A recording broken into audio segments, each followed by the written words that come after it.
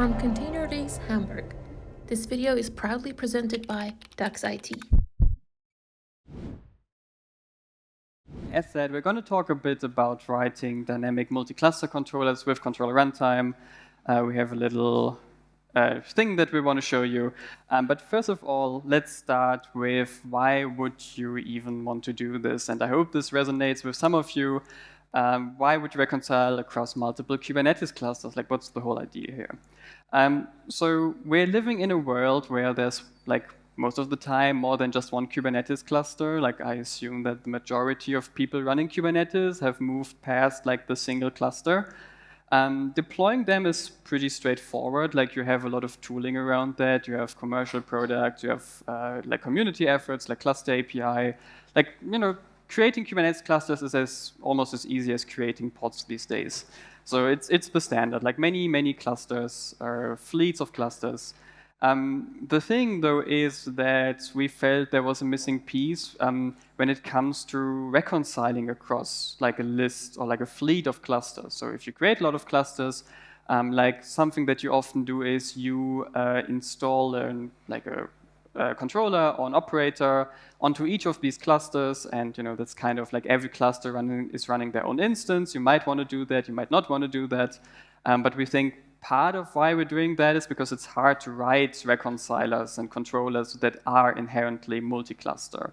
And controller-runtime, the tool that I think most of us are using for writing controllers, that's a tool that is like very focused on writing, well, controllers and reconcilers for single clusters. There's some tooling in that, but like inherently, controller-runtime was built for reconciling a single Kubernetes cluster or against a single Kubernetes cluster. So,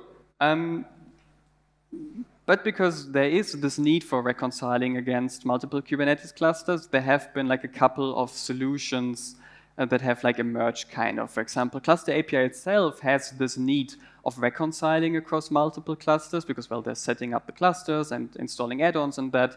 So they have this package that's called Cluster Cache. The KCP project, we had basically a fork of controller-runtime that was able to reconcile against what KCP calls logical clusters. There's like other projects that have like spun up over the years on GitHub, and countless of projects essentially that have tried to like reconcile in some shape or form against multiple Kubernetes clusters.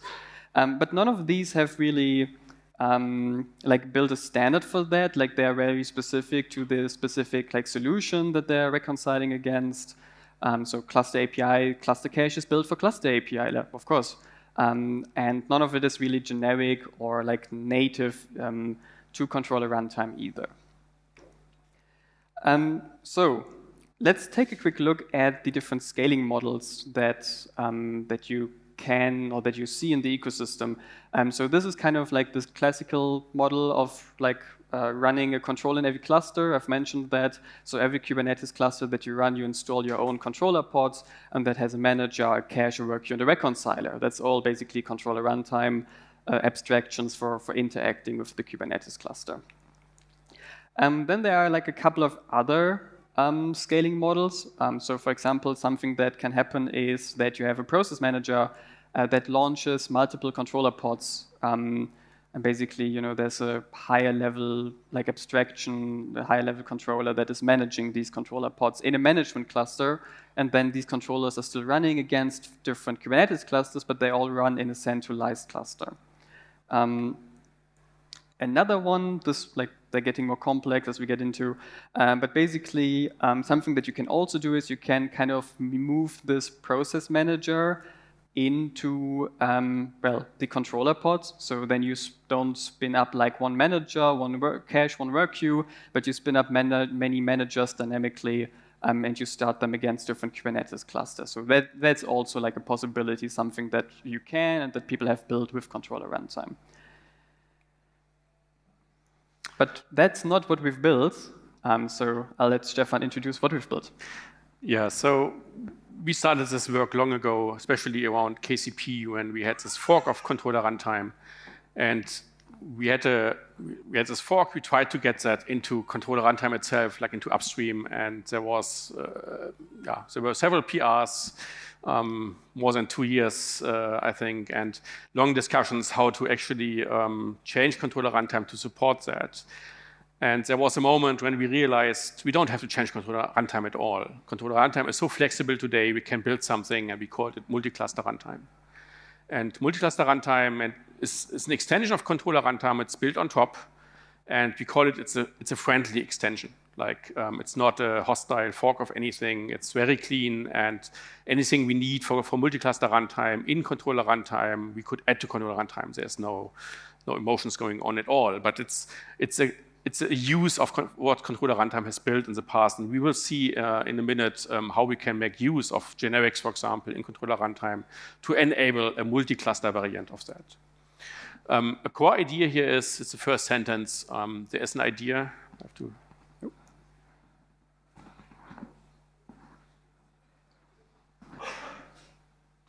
This was the screensaver, I think. Let me try again, otherwise I don't touch this button anymore. There we go. So there's a concept of pluggable provider. So multi-cluster runtime is generic, and you can plug in your own support, for example, for Cluster API or for Gardener or for KCP. So it's a generic library for many, many use cases, and providers is a core concept to enable that. What we try to support here are two kinds of controllers. The first one, we call it uniform, and uniform means basically you have reconcilers running here, so a controller running here, and it reconciles in a uniform way over all clusters. Imagine you run something like Cert Manager in a distributed way. So you have one Cert Manager, but talking to many, many clusters, creating certificates. This would be a uniform mode, basically. It would create certificates on each of them, and every of those is basically the same. There's a second mode. You can build more complex reconcilers which know which role a certain cluster has. So there are some maybe which are worker clusters, and there's a host cluster, and you can build reconcilers which speak depending on the need of the reconciler to the left or to the right, for example. Both ways are supported. And yeah, providers are the core here. So below there is a cluster provider running, so basically connecting the reconciler to your cluster fleet manager, which might be Cluster API, for example. And we have a concept, or we have a term here called engages. So the cluster provider engages the reconciler with a actual cluster. So the provider knows which clusters exists, and it will make sure the reconciler is reconciling against them when a new cluster comes up. Everything is dynamic, so clusters can come into the system, they're discovered, or they go away, and the reconcilers just engage or disengage in this moment. And yeah, Marvin has said it before, so this is not what we are doing. So we are not just running many, many managers, controller runtime managers here, and have a manager here on top. This is not what we want. We want a tighter integration. And this is a picture. So what we have here on the bottom right, this is a normal manager from controller runtime. And we extend that with multi-cluster functionality. We wrap it. So it's a multi-cluster manager. And you will see the interface in a moment, what we add and what we remove. But it's basically like a controller runtime manager, a little bit modified. And the engage, disengage arrow, you see it as well. So the provider tells the multi-cluster manager, here's a new cluster, or that cluster is gone. And the multi-cluster manager is creating sources. So if you know, there's a source, a watch basically in controller runtime. And that's what multi-cluster manager mainly does. It manages those. And it connects the sources to the work queue. There's one work queue for a reconciler, and we'll come to that. The work queue, of course, is a critical piece here because it sits in front of all clusters, all the caches. Caches are created by the cluster provider, and the multi-cluster manager connects them with the source. And one work queue, that's important. This is a use case for KCP. It looks a bit different because there's one central cache.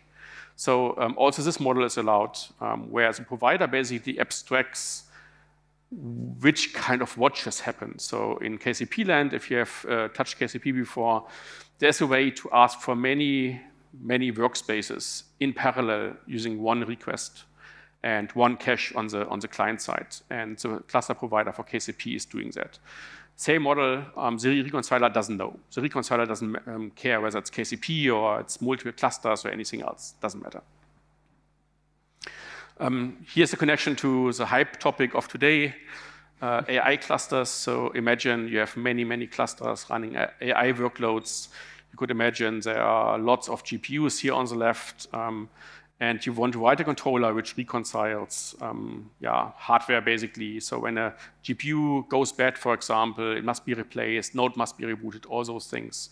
Those could be clusters, right? And clusters have nodes, and usually the state of the node, the GPU goes into the node object, so into conditions, and then you have caches of that, and you can have a centralized hardware management and move around nodes between clusters of AI workloads, for AI workloads.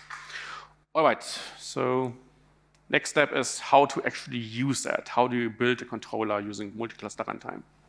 All right, and the good news is it's not that complicated, especially if you've worked with controller runtime before. So let's maybe look at this. So this is a controller runtime example. This is how you start a manager. Very like, okay, there's this concept of a manager. I started, I create a new one and I started at some point. So this is pretty straightforward. The good news is that this is pretty much the same almost in multi-cluster runtime. So the main difference that you have is that a manager needs a provider. And Stefan has talked about that concept. We're going to expand on that a little bit. But basically, the provider is responsible for finding you the list of clusters that are supposed to be reconciled. And in this example here, I've used kind provider. So what this kind provider does, it's like kind of a demo case that we've built. It looks at all the kind clusters running in your machine, and it finds all the clusters in there, and then starts the controller against that, basically. That's what the provider more or less does. So like you create a provider, you feed that into the multi-cluster manager. So this is distinct from the controller runtime manager. It's built on top of the controller runtime manager. And you start the provider at some point if your provider needs to be started. Another thing is that we basically have built this kind of, not fail-safe, but fall-through. If you don't provide a provider, because a provider is an interface, then basically multi-cluster runtime is supposed to behave exactly like controller runtime. So basically you can make this choice. You can say, okay, my code, it works either against a single cluster, because I'm not providing a provider actually to the multi-cluster manager, or it's, you plug in a provider and then it can run. And basically at compile time, you can quickly switch out your provider. You can say, okay, now I don't want to use the kind provider anymore. That's more of a demo thing. Now I want to use the cluster API provider or the KCP provider or the cluster inventory API provider. Like basically this is like very easy to switch out. And when you don't want to use a provider because you're reconciling against a single cluster, you just say, okay, nil, like I don't have a provider, please carry on. So that's kind of the manager setup. Let's now also look at the reconciler, because that's kind of the heart of a controller, right? So this is maybe, like I hope this is here, very much readable, okay. This is kind of how you would write a reconciler function in controller runtime. In this particular example, like this doesn't really do anything. It like gets a config map and maybe logs it or something. Like it reconciles config maps however you want to do that. And this is kind of the code that you could write to write such a controller in controller runtime. And the good news is that with multi-cluster runtime, you basically just have to switch out a few packages and add like 4 lines of code essentially to your existing reconciler. So parts of what multi-cluster runtime provides is its own builder package and its own reconcile package. So if you've worked with controller runtime before, you would usually use the controller runtime builder, or you would use the reconcile package that usually has the like results, I think is the most prominent type in there, but also like the functions here for creating a reconciler from a function, all of these kind of things. So that is the things, or these are the things that you switch out with multi-cluster runtime, and then you write basically these 4 lines of code that I've added to the reconciler for like very easy reason. So in controller runtime, we're single cluster. So it's relatively, and if we go back here, you can see that, okay, you can get the cluster from the manager, and then you can interact with it, you can get its client, and all of these kind of things. But in a multi-cluster world, the difference is obviously that now I have many clusters. So when I get, and you see this here, like an MC reconcile request, I don't know yet which cluster to talk to. That information is in that request that my reconciler is getting, but now I need to dynamically fetch the cluster object based on that. And that is the core difference that you need to add to your reconciler. If you do this like single cluster mode, so this like nil provider that I showed you earlier, this will then like get you the default cluster, the thing that your cluster is, your controller is connected to. But if you have multiple clusters, then the cluster name is recorded here in this request, and you can then get the cluster dynamically and start interacting with it. And that's all that you need to change, really. Like that's the other part of the code can stay the same from your existing controller runtime code. Like it doesn't matter. Like you get a client, and then you interact with the target cluster. And this is kind of, like I mentioned, we have a couple of packages, but it's really important to stress that like multi-cluster runtime is not a fork of controller runtime. It's like an add-on, it's an extension. So that means a lot of the types that we have here, so the reconciler, parts of the builder, the request, they extend or embed the types from controller runtime. So you can see in the lower part, for example, that the request struct that multi-cluster runtime provides you has the reconcile request from controller runtime and also adds the cluster name. So it enriches what controller runtime already has. It doesn't like, fork it and change it so much that it's not compatible. In fact, it's an add-on. It's not a fork. And all of this is only possible because controller runtime added support for Go generics, which allowed us to like fill in our own types and make this as like it was. Controller runtime became very flexible with that, and it allowed us to build multi-cluster runtime.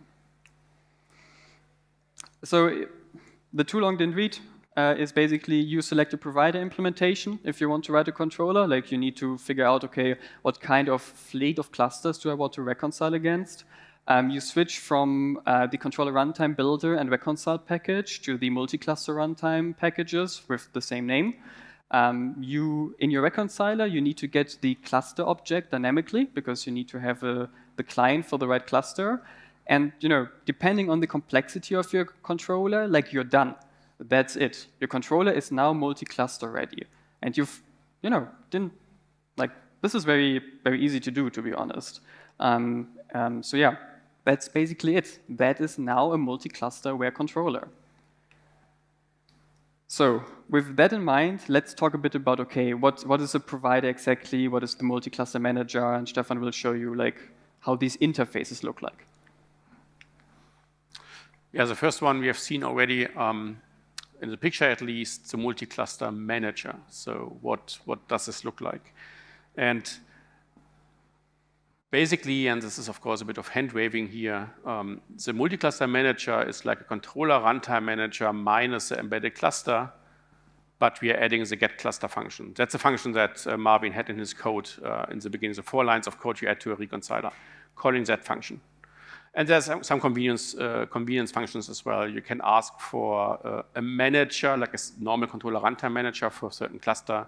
You can ask for the local manager, which talks to the host cluster where your multi-cluster controller is actually running. And you can ask for the provider if this is helpful for you.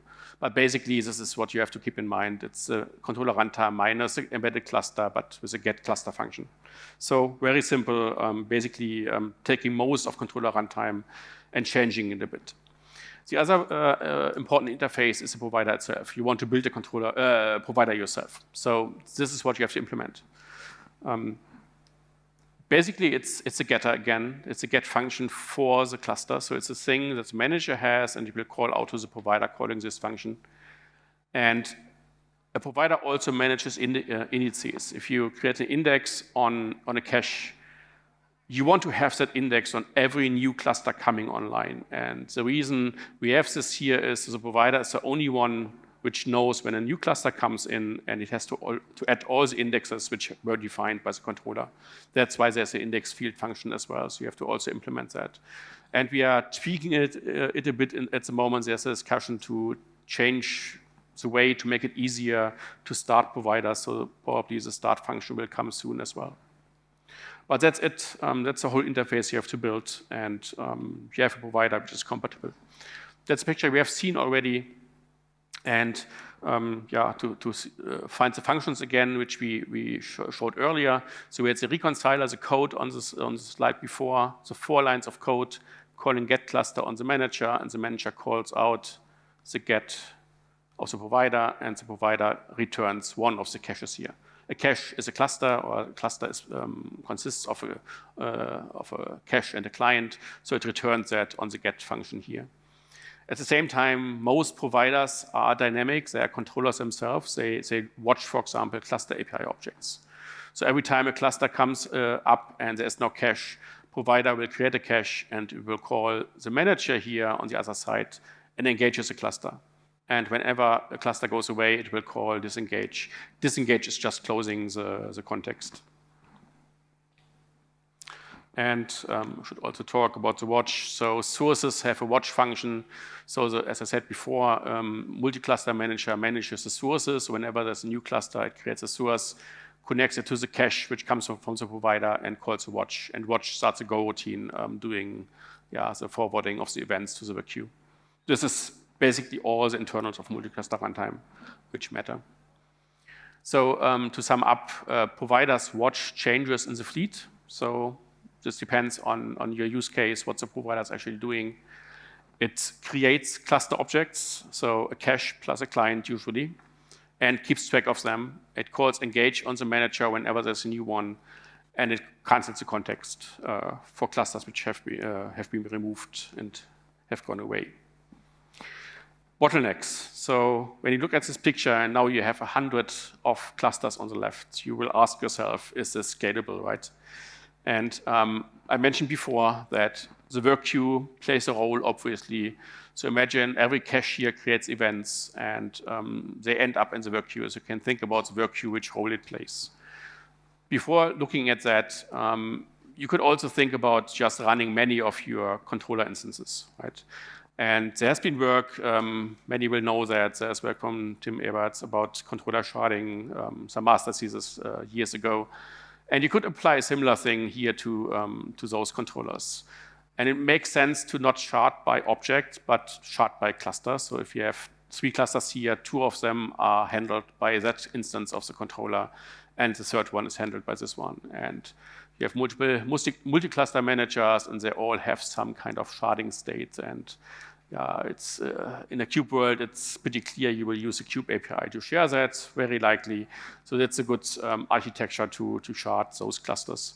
And there's a prototype, soon a PR we are reviewing at the moment. So this will come to multi-cluster runtime very soon, very likely. So if we don't have multiple controllers to scale, let's look at the work queue. And imagine what happens. Imagine the first cluster here creates tons of events. So we had the controller which watches config maps before, and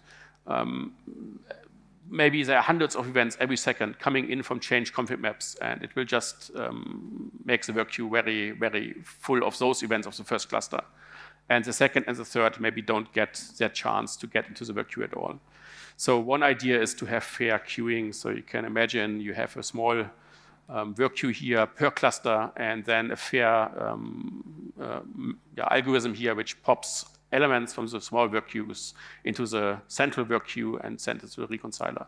That way you could basically balance the events from multiple clusters in a fair way. Providers.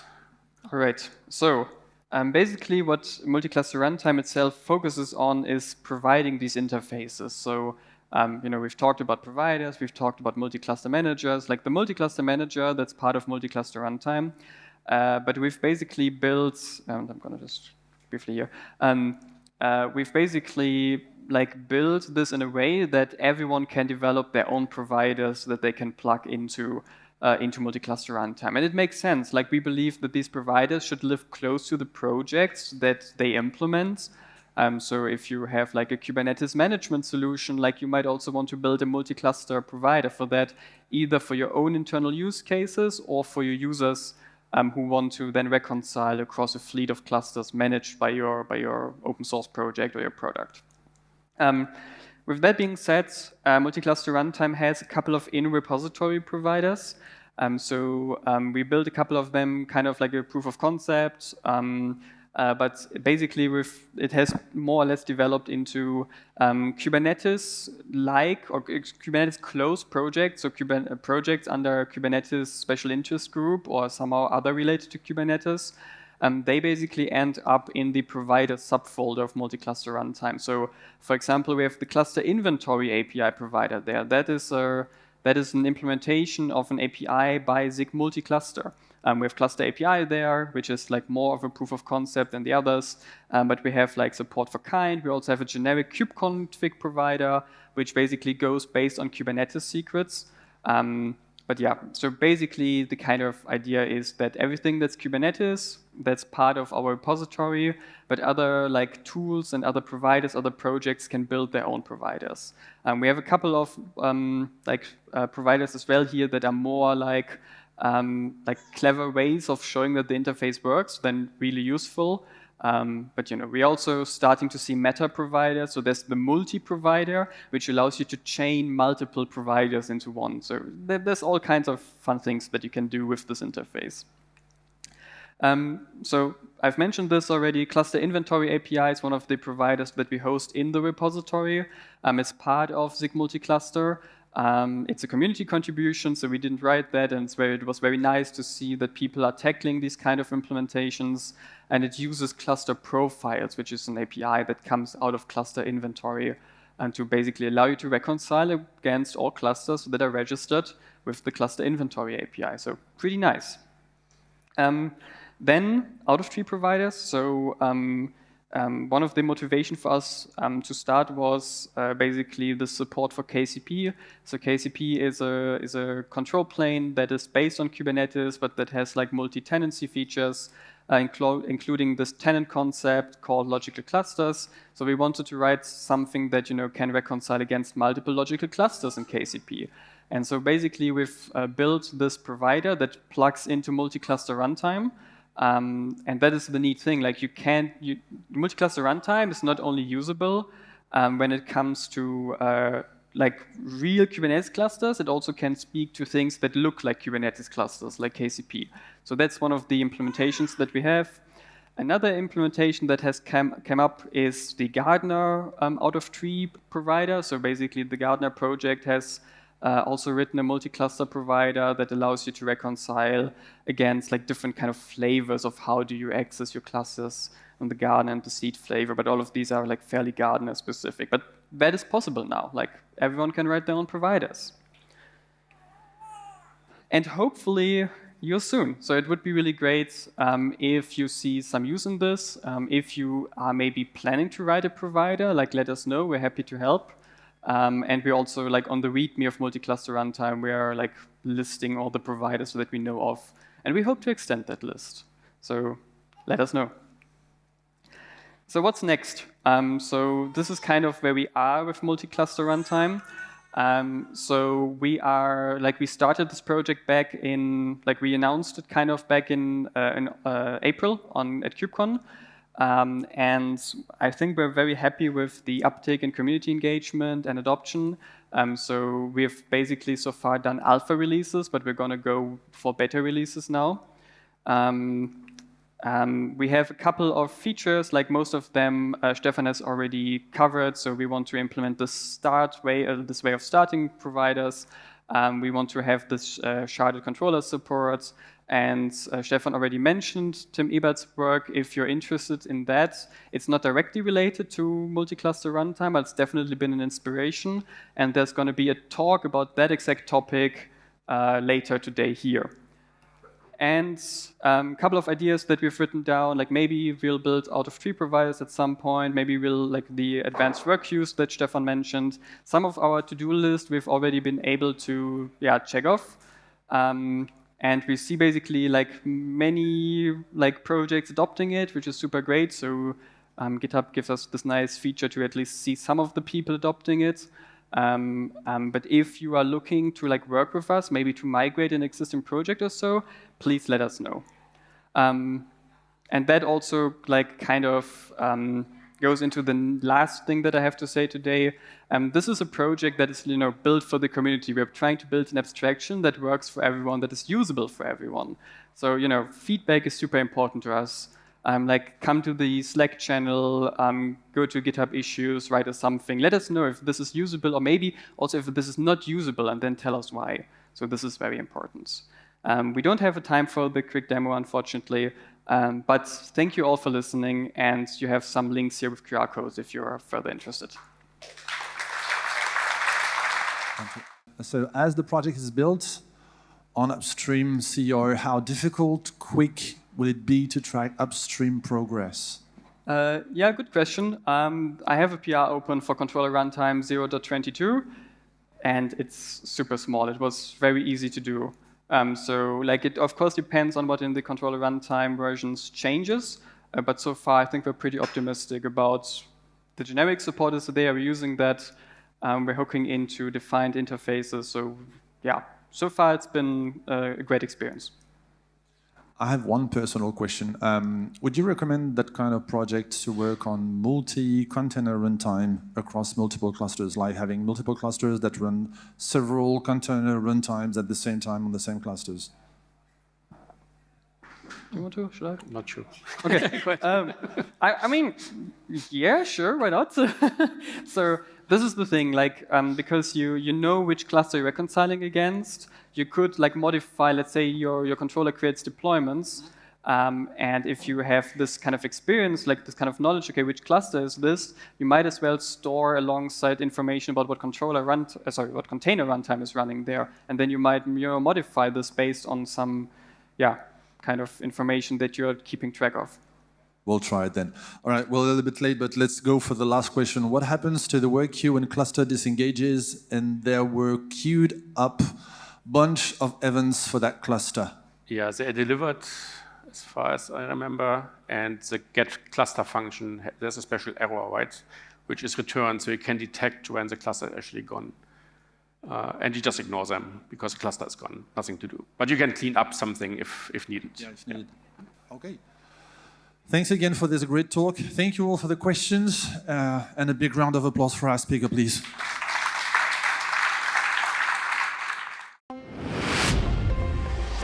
From ContainerDays Hamburg, this video is proudly presented by DAX IT.